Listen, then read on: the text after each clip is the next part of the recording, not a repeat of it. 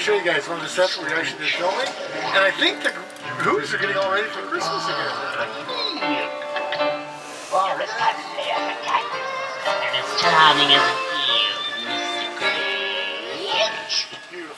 You're a bad banana with Guys, we're going to stop here for a second. Gerard's going to hold up. You guys on this side want to stand up, come across and get some photos. Now guys, the scene you're looking at right here was filmed taking the lights off of the house and rolling them into the light gun. We then reversed the film to make it look like the gun was shooting the lights on the house. Yeah, they are getting ready for Christmas here in Whoville. Saturday it starts, right? Our Christmas celebration. But guys, just around this corner, it's not such a friendly neighborhood. It's the Bates Motel from Alfred Hitchcock's Psycho. Hey look, there's the famous Psycho house up on the hill. Ooh, that sun's kind of in the wrong place, but you'll be able to see it up ahead here. This guy Norman Bates, he used to live out here. Crazy. He killed a lot of people. He even killed his own mother. Is that him up on the hill? I thought he was in the insane asylum. Oh, we have to drive by there too, don't we? He's got a knife! Gerard, don't slow down!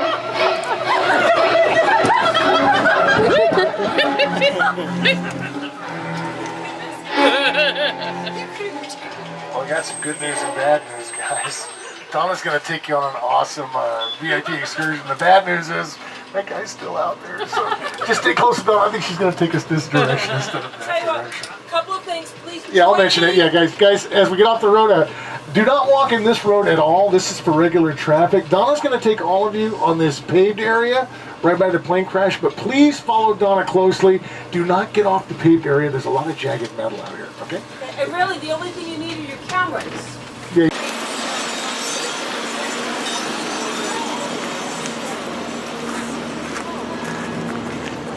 They might have used it for lots.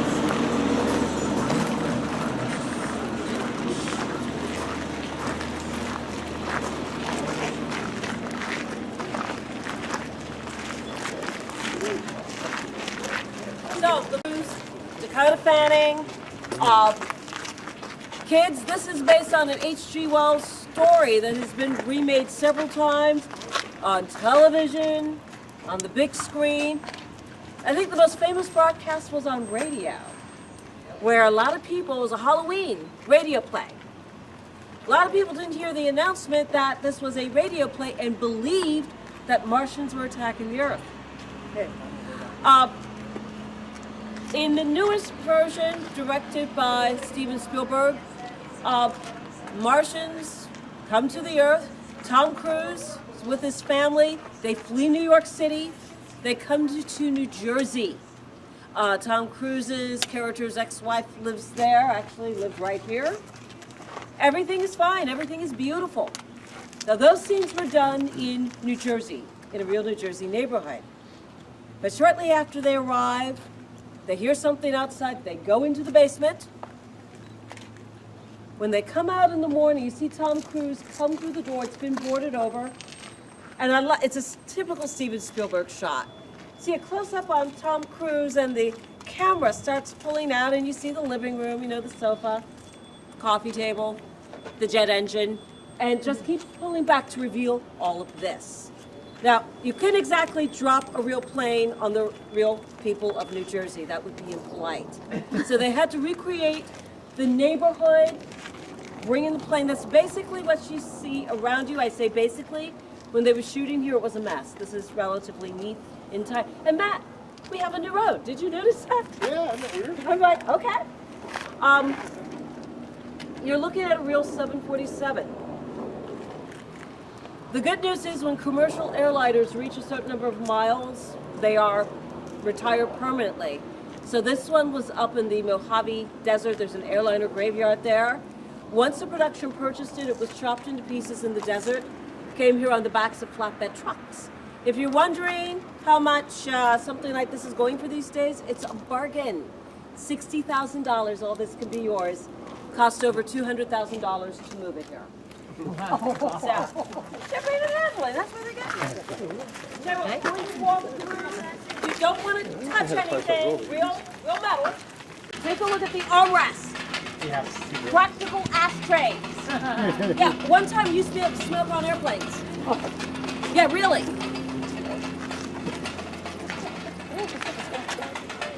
Oh, and let me tell you something else. I got to be quiet when you guys come here. Take a look on top of the hill. That's a real neighborhood. People live there. How'd you like to live in our backyard?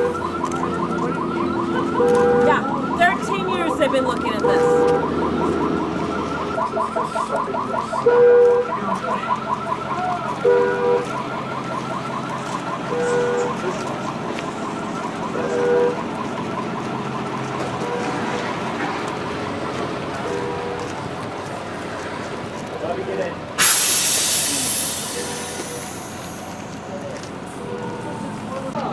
No, not again.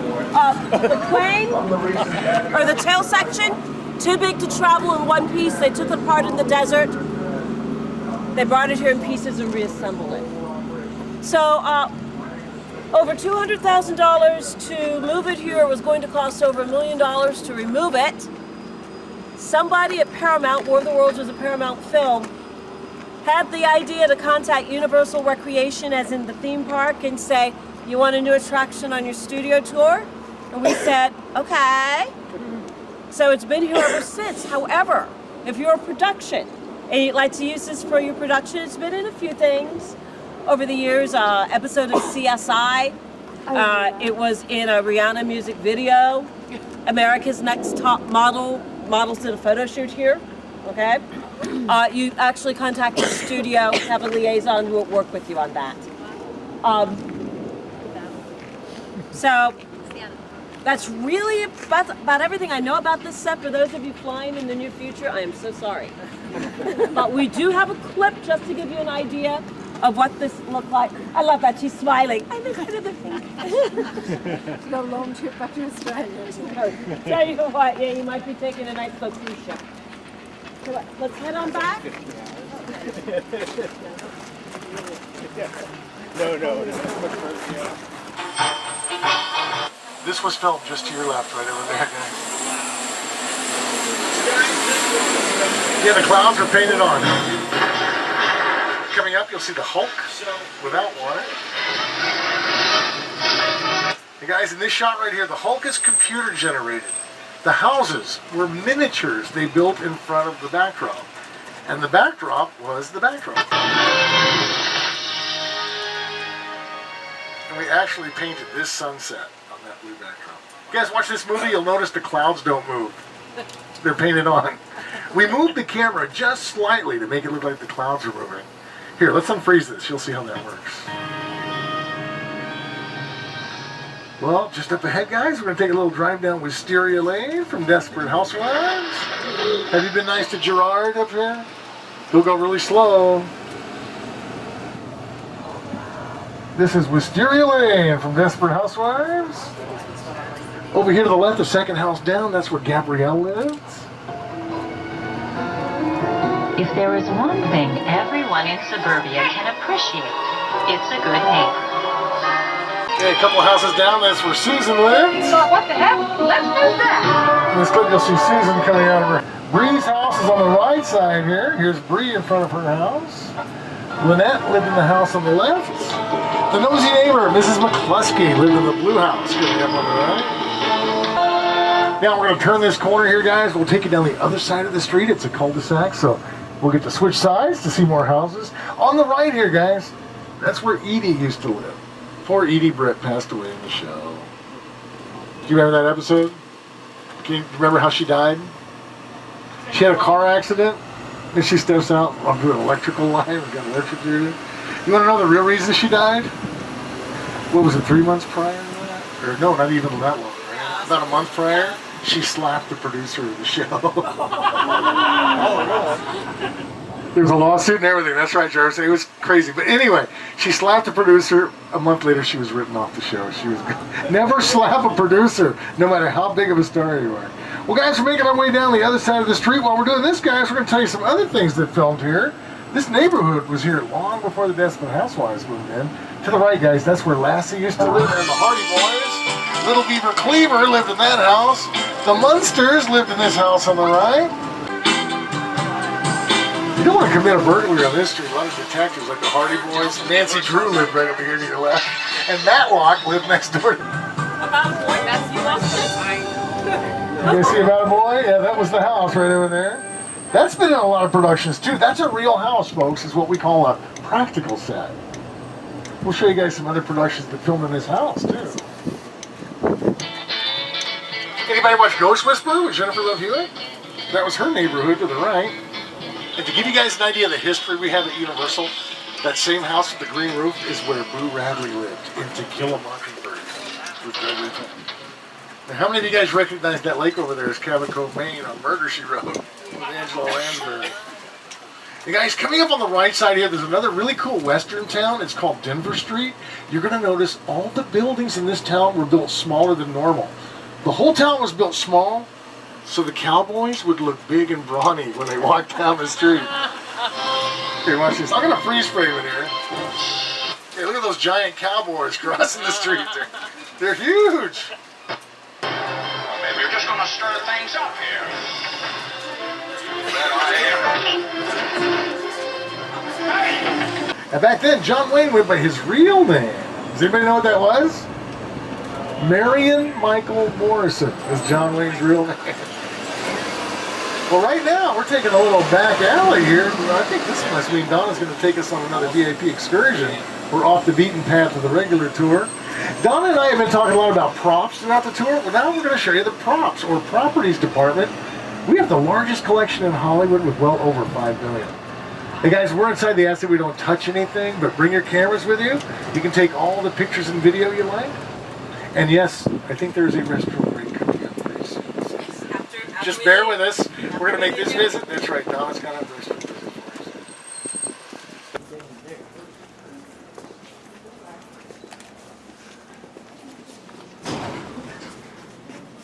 Matt, Yes. can I ask you a quick favor? Yes. They unloaded a lot of stuff before the holiday. Would you see if it's clear? That'll tell me which direction I'm walking. So welcome to the property department, where you can find anything and everything you could possibly want to decorate the set of your movie, your TV show, your commercial, your music video. My theory, if it's not here, it doesn't exist. Simple as that. We're in the main warehouse where there are 3 floors of props. Then never mind.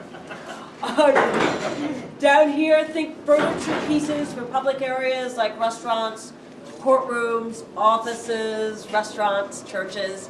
Above us is residential furniture. Up on the 3rd floor, you'll find hand props and housewares, lighting, as in lamps and chandeliers, the art department, the statuary, stuff you'd never ever think about. While we're right here, let me point out a few of the specifics. Everyone goes to E.T. The throne that he's on, though, is really cool. Remember that movie called Gladiator? Joaquin Phoenix, thumbs up, thumbs down. This is one of 3 thrones.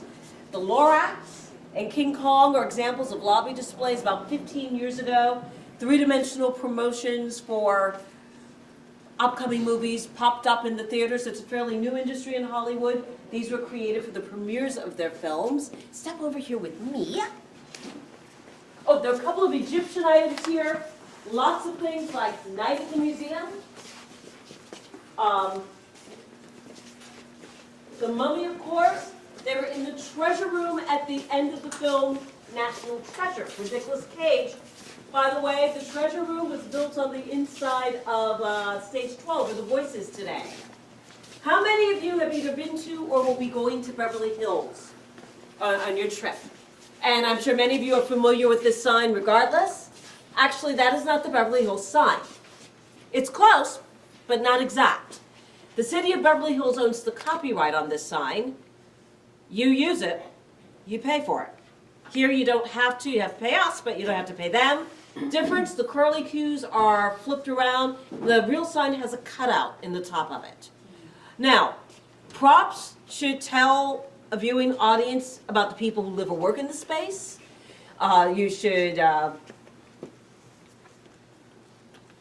Sometimes they project a time period. For instance, that lovely chair.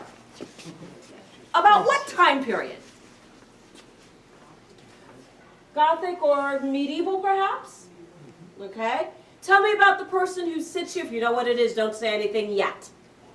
This person is evil. Oh, that's good. This evil person is also a king. How about a monarch? Okay. Are they powerful? Very. Evil queen's throne from Snow White and the Huntsman. And the Huntsman Winter's War. Okay? So tell you what, we're going to take a walk and I'm going to explain how this works. The person involved in your production is your set decorator. Now, a decorator is going to go shopping. You're going to go out and buy things. That's your job. You will also probably rent from a warehouse like this one or this one. When you come in, you have a list of the things you need for different productions. You're going to go up and down the aisles. You're going to reserve what you need with hold tags. And there are a lot of hold tags in this particular row. First time you come through, you're not taking anything with you. Where are you going to put it? You don't want to pay your rental fee, that's 20% of the appraised value, that's coming up, until you absolutely have to. You're also working with a budget. On the tag, there's a date. That's the day that they expect the truck to come to pick up the item. Your rental period begins as soon as the item physically leaves the warehouse. Now, if you're wondering how everything is inventoried, everything is barcoded. But I always like to remind my guests, barcodes and kids, believe it or not, computers did not always exist. In fact, barcoding computers are fairly new advancements in technology in the grand scheme of things. So it really wasn't all that long ago when all of this was done by hand. Imagine that job.